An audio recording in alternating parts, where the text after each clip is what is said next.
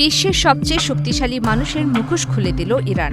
১ ঘণ্টার মধ্যে ট্রাম্প ৭টি ডাহা মিথ্যা বলেছেন বলে দাবি করলেন ইরানের পার্লামেন্টের স্পিকার মোহাম্মদ বাগের গালিবাফ। আর এই ধরনের মিথ্যা দাবির কারণে সমঝোতার পথ আরও কঠিন হচ্ছে বলেও ইঙ্গিত দিয়েছেন তিনি।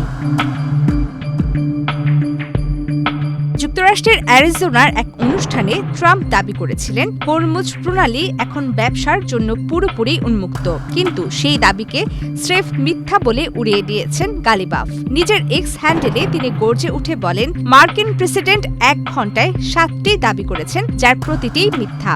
এই মিথ্যা দিয়ে তারা যুদ্ধেও জিতবে না, আলোচনার টেবিলেও কোনো সুবিধা পাবে না। ঘটনার সূত্রপাত শুক্রবার রাতে।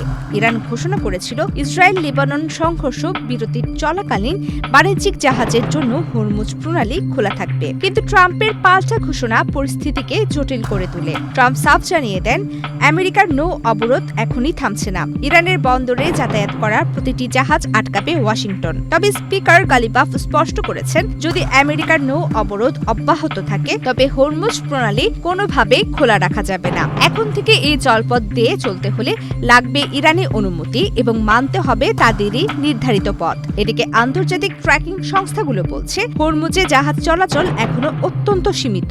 তাই বলা যায়, ট্রাম্পের কথা আর মাঠের বাস্তবতায় আকাশ পাতাল পার্থক্য রয়েছে।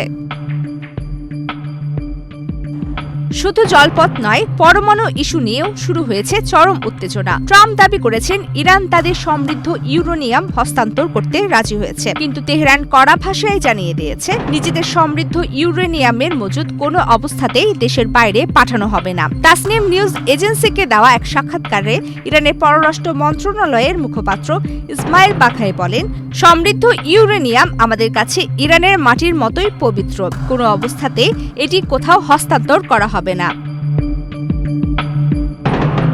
ইসলামাবাদে প্রথম দফার বৈঠকের পর আগামী সোমবার দ্বিতীয় দফার আলোচনায় বসার কথা রয়েছে দুই দেশের প্রতিনিধিদের। ট্রাম্প একদিকে বলছেন তিনি আশাবাদী, অন্যদিকে দিয়ে রেখেছেন চরম এক হুমকি। তিনি জানান, আগামী বুধবারের মধ্যে চুক্তি না হলে আবারও ইরানে বোমা বর্ষণ শুরু করবে মার্কিন বাহিনী। প্রমিতি কিবরে ইসলাম, বাংলাদেশ প্রতিদিন।